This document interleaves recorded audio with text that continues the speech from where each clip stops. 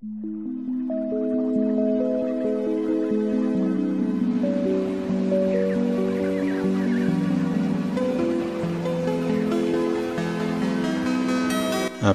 les 2 vidéos sur la vie après l'apparente mort, ou plutôt sur la vie entre 2 incarnations, je me devais d'aborder ce qui clôture ces cycles de naissance et renaissance sur Terre, l'ascension. Il y a beaucoup de préjugés et d'ignorance sur le processus naturel de l'ascension chez les étudiants, parce qu'il semble du point de vue humain assez extraordinaire et irréel. Je vais vous en parler aussi en 2 vidéos pour éviter une seule bien trop longue. Tous ceux d'entre vous qui feront avec sérieux et détermination ce que les maîtres ascensionnés demandent et suivent leurs instructions sans en dévier, sans aller à gauche et à droite par curiosité, auront le résultat souhaité, c'est-à-dire refusionner avec notre soi divin dans son corps de lumière éternelle. Il s'agit de la loi cosmique de l'ascension qui agit lorsqu'elle est mise en action. Ce n'est pas une question de croyance, donc cela peut fonctionner même sans y croire, exactement comme une expérimentation scientifique. Cependant, c'est mieux bien sûr d'y croire, cela va aider. Cette loi, la loi de la vie, est l'action de notre merveilleuse présence Ayam Je suis, qui nous donne la vie en chaque instant.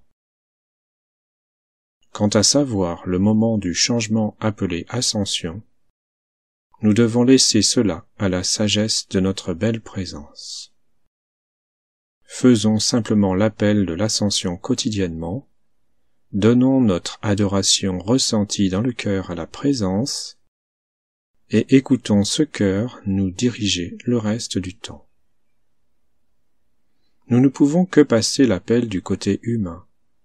Le moi extérieur peut agir, mais ne peut rien décider.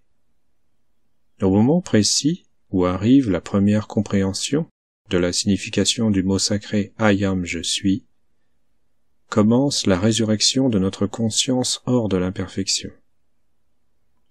C'est le tout début de la première étape vers l'ascension. Pour atteindre cet objectif, nous devons visualiser notre présence souvent, la contempler, l'accepter pleinement dans la pensée. L'effort du côté conscient est nécessaire. C'est pour cela que les maîtres ont donné l'image de la charte. L'ascension ne vient pas comme le résultat d'un moment de grâce, mais vient de toutes nos accumulations journalières, de notre vigilance, de notre maîtrise de soi, de notre aspiration et de notre désir de servir la lumière. Notre monde humain doit être changé. Suffisamment de substances dans le corps physique et dans les corps éthériques, émotionnels et mental doivent être purifiés pour que la présence Je suis puisse, le moment venu, les utiliser. Quand une préparation suffisante aura été faite, notre qualification pour l'ascension avant la fin de vie est certaine. C'est-à-dire des années de pratique journalière de flamme violette, des appels à la loi du pardon pour toutes les erreurs humaines, une régulière adoration à la présence Ayam Je suis, la correction des défauts, le renoncement ou l'épuisement des désirs humains dans le plan physique, et une voie de service à l'humanité entièrement désintéressée. Comme il a été dit déjà, cette préparation nécessite une indépendance financière et très peu d'obligations familiales. Et si elle ne peut se faire du côté physique de la vie, elle pourra se faire du côté éthérique ou se finaliser du côté éthérique après l'apparente mort, si le candidat a initié la préparation du côté physique. Vous imaginez bien que ceux qui tirent profit des maîtres ascensionnés, sans se conformer aux instructions pour eux-mêmes, qui tirent profit de la flamme violette bénie, offerte à l'humanité, par des initiations payantes, des consultations payantes ou des stages payants, ou qui prétendent canaliser les maîtres, ou qui exploitent et déforment, réarrangent leurs instructions pour se présenter comme nouveaux messagers. L'exemple le plus connu sont ceux qui présentent 12 rayons sacrés alors qu'il n'y en a jamais eu plus que 7. Ces malheureuses personnes se voient évidemment privées de la possibilité de l'ascension pour eux-mêmes et se créent une dette karmique en fonction du nombre de personnes qu'elles auront entraînées à leur suite et donc détournées de l'opportunité précieuse de connaître l'enseignement originel. L'impureté ne peut pas être emmenée dans les royaumes éternels de perfection. Le moi extérieur doit redonner à la présence tout le contrôle sur l'énergie vitale qui a été prêtée. Avec l'adoration régulière, la flamme triple dans le cœur se dilate et remplit le corps, intensifiant les points de lumière dans chaque cellule, jusqu'à ce que l'action vibratoire monte au point où toute l'énergie disqualifiée se transmute. Donc, toute la création humaine du passé et du présent doit être transmutée avant ou pendant l'ascension. Et avec la nouvelle dispensation, cela est aussi nécessaire, bien que les maîtres ascensionnés apportent leur aide puissante pendant le processus pour parachever l'ascension. C'est-à-dire en aidant l'amplification de la flamme du cœur de l'étudiant dans le corps éthérique au moment clé de l'incinération de son corps physique en fin de vie. L'ascension est l'élévation des particules de lumière du corps éthérique jusqu'à ce que surgisse le soi christique à partir du cœur. Cela fait, le corps christique monte ensuite et pénètre dans le corps de feu blanc éternel de la présence Ayam je suis.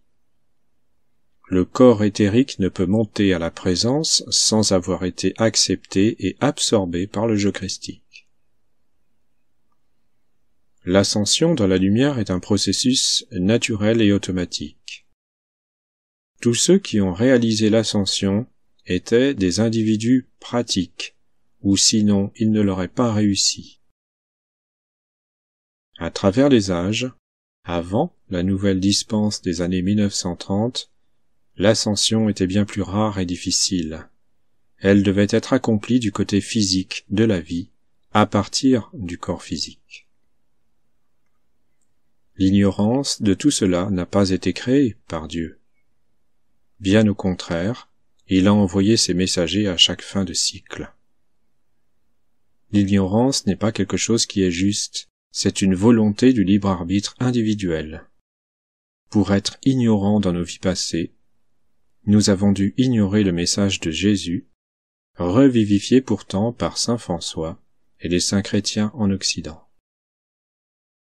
Aujourd'hui, de nombreuses personnes veulent rester dans l'enseignement de Jésus, l'ancienne dispensation, parce que sa résurrection et son ascension ont été publiques.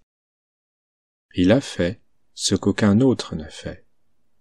Mais il l'a fait dans le but de donner l'exemple à suivre, et non comme un fils de Dieu unique. Or, dans ce cas, où serait l'utilité? Or, combien, au cours des 2000 dernières années, ont atteint cet objectif grâce à cet exemple? D'après les maîtres ascensionnés, le nombre d'ascensions faites par le passé était d'environ une seule par an pour toute l'humanité, ce qui ferait jusqu'à aujourd'hui environ 2000 personnes. Mais nous pouvons présumer avec certitude que presque toutes ont été atteintes dans des retraites des maîtres ascensionnés par des initiations secrètes, et non par l'enseignement chrétien dans les monastères. Maintenant, à travers ce nouvel enseignement que Saint-Germain a apporté, et grâce à la coopération et l'application des étudiants présents, la nouvelle dispensation a réussi des centaines d'ascensions par an. Alors maintenant, quelle voie allez-vous choisir?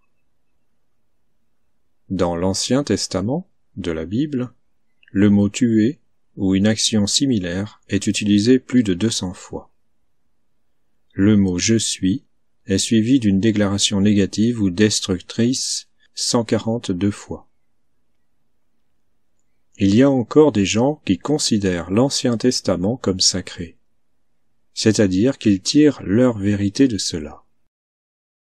Pourtant, en lisant ces histoires avec toutes ces paroles négatives, leur conscience s'en imprègne. Et ces imprégnations sont profondément enracinées.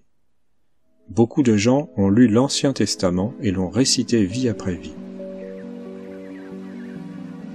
Alors maintenant qu'il est demandé de servir la lumière dans le nouvel élan mondial, où sont ces personnes aujourd'hui? Sont-elles avec nous? Fin de la première partie. André Riviera pour contemplativeart.com